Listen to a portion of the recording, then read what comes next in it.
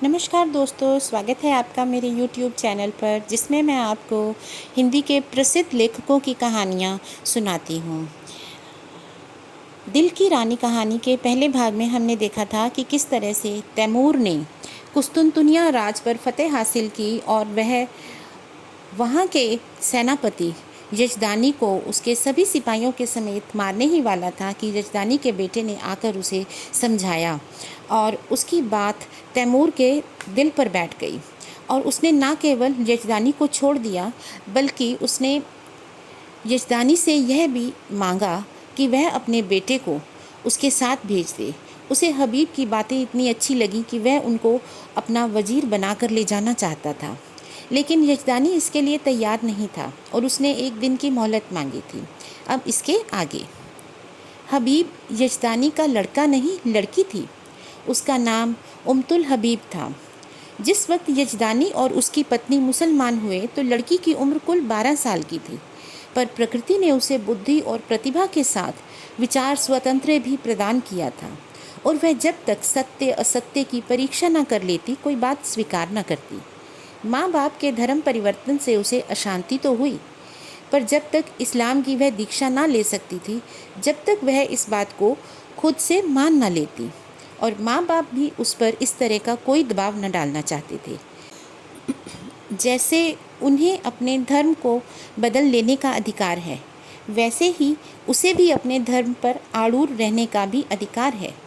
लड़की को संतोष हुआ, लेकिन इस्लाम और जरयुश्त धर्म दोनों का ही तुलनात्मक अध्ययन आरंभ किया और पूरे 2 साल के अन्वेषण और परीक्षण के बाद उसने भी इस्लाम की दीक्षा ले ली। माता पिता फूले न समाये। लड़की उनके दबाव से मुसलमान नहीं हुई थी, बल्कि स्वेच्छा से, स्वाध्याय से और ईमान से। 2 साल तक उन्हें जो शंका घेरे रहती थी वह मिट गई थी। यजदानी के कोई पुत्र ना था और उस युग में जबकि आदमी की तलवार ही उसकी सबसे बड़ी अदालत थी, पुत्र का ना रहना संसार का सबसे बड़ा दुर्भाग्य था। यजदानी बेटे का अरमान बेटी से पूरा करने लगा। लड़कों की ही भांति उसकी शिक्षा दीक्षा होने लगी। वह बालकों के से कपड़े पहनती, घोड़े पर सवार होती, शस्त्र विद्या सीखती और अपने बाप के साथ अक्सर खलीफा बायजीद के महलों में जाती और राजकुमारी के साथ शिकार खेलती। इसके साथ ही वह दर्शन, काव्य, विज्ञान और अध्यात्म का भी अभ्यास करती थी। यहाँ तक कि 16वें वर्ष में वह फौजी विद्यालय में दाखिल हो गई और 2 साल के अंदर वहाँ की सबसे ऊंची परीक्षा पास करके फौज में ही नौकर हो गई।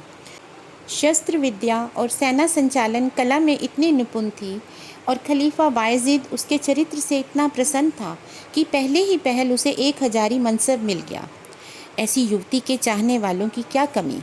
उसके साथ के कितने ही अफसर, राज परिवार के कितने ही युवक उस पर प्राण देते थे, पर कोई उसकी नज़रों में न जचता था। नित्य ही निकाह के पैगाम आते थे, पर वह हमेशा इनकार कर देती थी। वैवाहिक जीवन से उसे अरुचि थी कि युवतियाँ कितने अरमान से ब्याह कर लाई जाती हैं और फिर कितने निरादर से महलों में बंद कर दी जाती हैं। उनका भाग्य पुरुषों की दया के अधीन है। अक्सर उच्च घराने की महिलाओं से उसको मिलने जुलने का अवसर मिलता था। उनके मुख से उनकी करुण कथा सुनकर वह वैवाहिक परिधीनता से और भी घृणा करने लगी थी और यजदानी उसकी स्वाधीनता में बिल्कुल बाधा न देता था। लड़की स्वाधीन है, उसकी इच्छा हो विवाह करे या कुंवारी रहे, वह अपनी आप मुख्तार है। उसके पास पैगाम आते तो वह साफ जवाब दे देता, मैं इस बारे में कुछ नहीं जानता, इसका फैसला वही करेगी। यद्यपि एक युवती का पुरुष वेश में रहना, युवकों से मिलना जुलना समाज में आलोचना का विषय था, पर यजदानी और इसकी स्त्री दोनों को ही उसके सतीत्व पर विश्वास था। हबीब के व्यवहार और आचार में उन्हें ऐसी कोई बात न नज़र आती थी जिससे उन्हें किसी तरह की शंका होती। यौवन की आंधी और लालसाओं के तूफान में वह 24 वर्ष की वीर बाला अपने हृदय की संपत्ति लिए अटल और अजेय खड़ी थी, मानो सभी युवक उसके सगे भाई हों। कुस्तुनतुनिया में कितनी खुशियाँ मनाई गई, हबीब का कितना सम्मान और स्वागत हुआ, उसे कितनी बधाइयाँ मिली। यह सब लिखने की बात नहीं, कहाँ तो शहर तबाह हुआ जाता था। संभव था आज उसके महलों और बाज़ारों से आग की लपटें निकलती होती। राज्य और नगर को उस कल्पनातीत विपत्ति से बचाने वाला आदमी कितने आदर, प्रेम, श्रद्धा और उल्लास का पात्र होगा, इसकी तो कल्पना भी नहीं की जा सकती। उस पर कितने फूलों और लाल जवाहरों की वर्षा हुई, इसका अनुमान तो कोई कवि ही कर सकता है। और नगर की महिलाएं हृदय के अक्षय भंडार से असीसें निकाल निकाल कर उस पर लुटाती थीं और गर्व से फूली हुई उसका मुंह निहार कर अपने को धन्य मानती थीं। उसने देवियों का मस्तक ऊंचा कर दिया। रात को तैमूर के प्रस्ताव पर विचार होने लगा। सामने गद्देदार कुर्सी पर यजदानी था, सौम्य, विशाल और तेजस्वी। उसकी दाहिनी तरफ उसकी पत्नी थी, ईरानी लिबास में, आंखों में दया और विश्वास की ज्योति भरे हुए।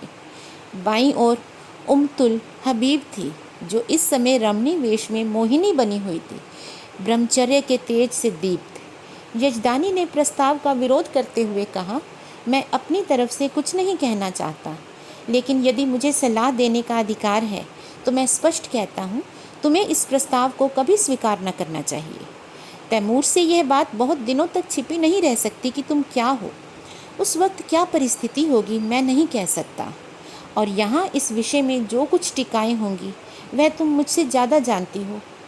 यहाँ मैं मौजूद था और कुत्सा को मुंह न खोलने देता था, पर वहाँ तुम अकेली रहोगी और कुत्सा को मनमाने आरोप लगाने का अवसर मिलता रहेगा। उसकी पत्नी स्वेच्छा को इतना महत्व न देना चाहती थी। बोली, मैंने सुना है तैमूर निगाहों का अच्छा आदमी नहीं है। मैं किसी तरह तुझे न जाने दूंगी।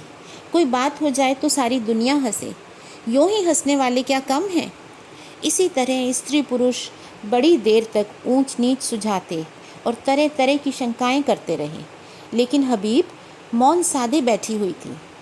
यजदानी ने समझा हबीब भी उससे सहमत है। इनकार की सूचना देने के लिए वह उठा ही था कि हबीब ने पूछा, आप तैमूर से क्या कहेंगे? इस पर यजदानी ने कहा, यही जो तय हुआ।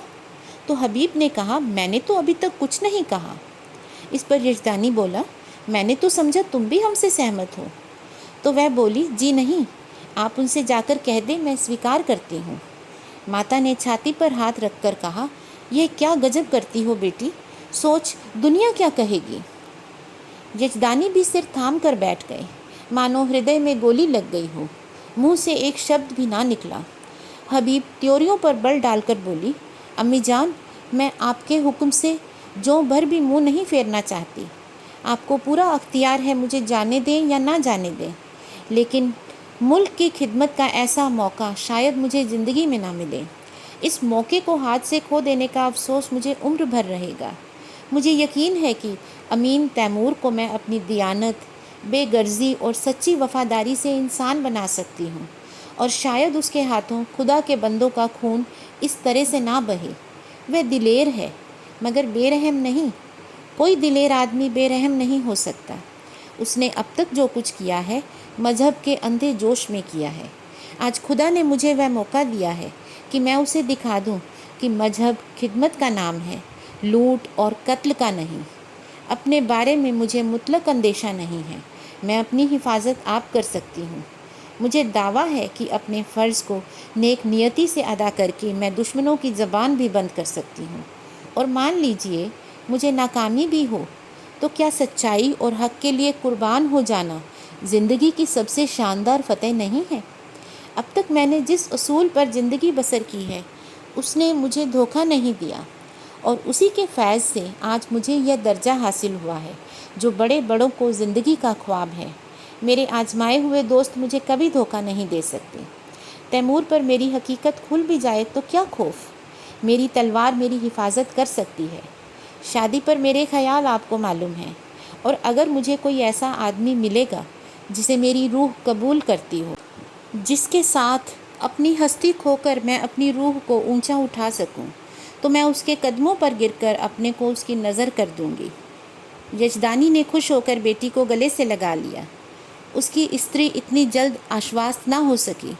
वह किसी तरह बेटी को अकेले न छोड़ेगी, उसके साथ वह भी जाएगी। कई महीने गुजर गए। युवक हबीब तैमूर का वज़ीर है, लेकिन वास्तव में वही बादशाह है।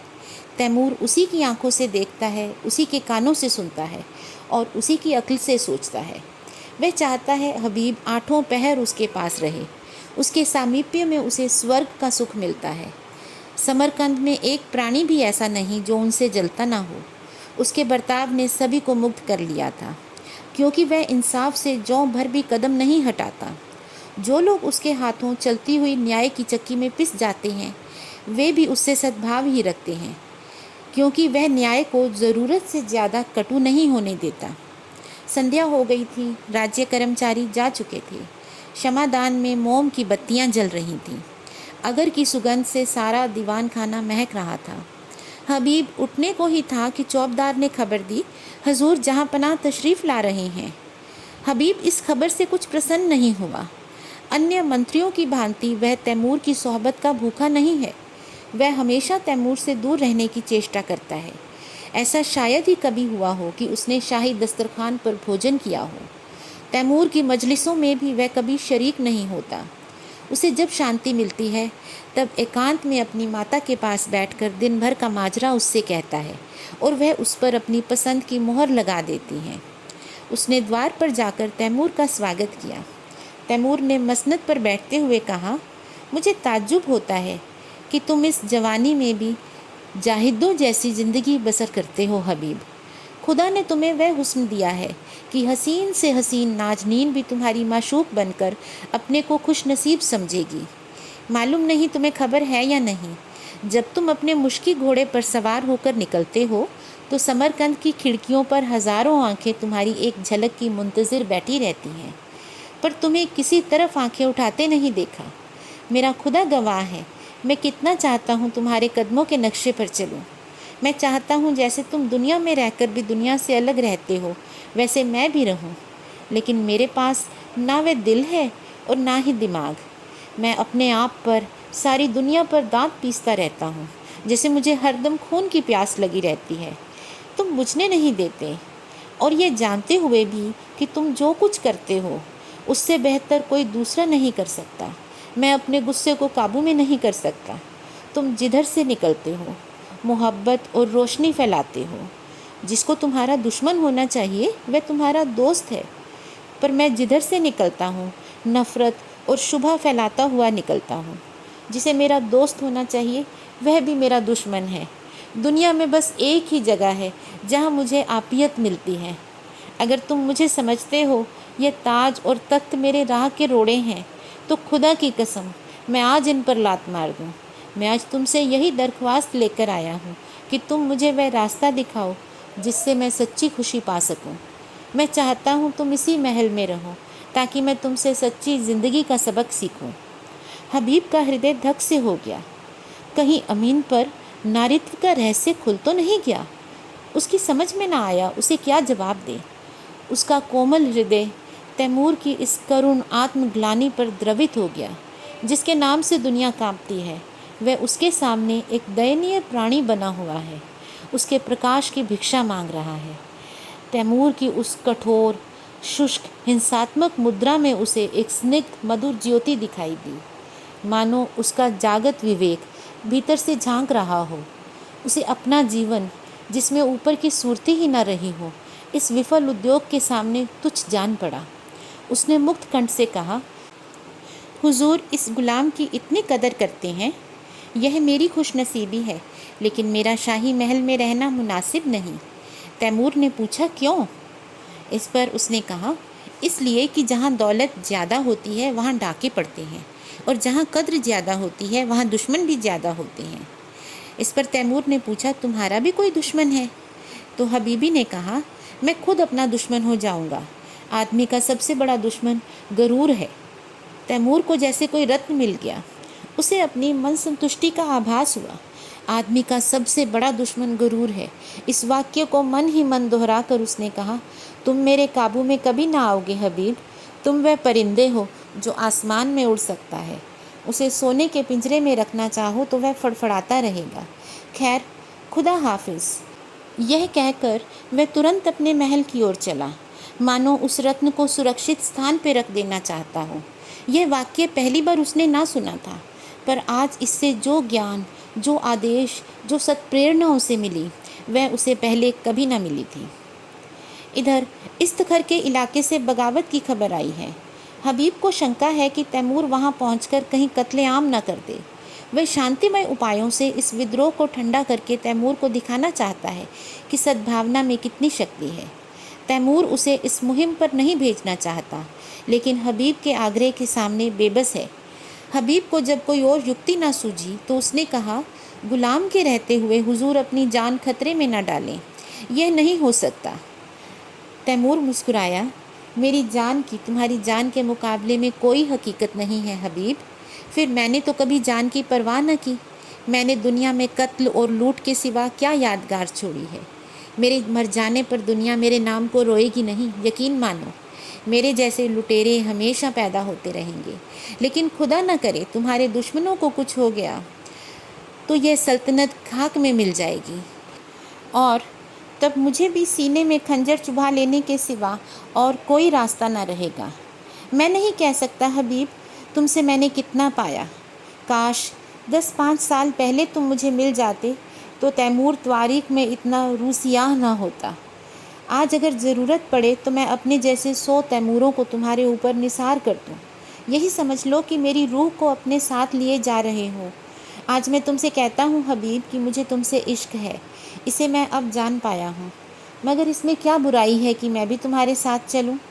हबीब ने धड़कते दिल से कहा, अगर मैं आपकी ज़रूरत समझूंगा तो इत्तला कर दूंगा। तैमूर ने दाढ़ी पर हाथ रखकर कहा, जैसी तुम्हारी मर्जी, लेकिन रोज़ाना कासिद भेजते रहना, वरना शायद मैं बेचैन होकर चला जाऊं। तैमूर ने कितनी मोहब्बत से हबीब के सफ़र की तैयारियां की।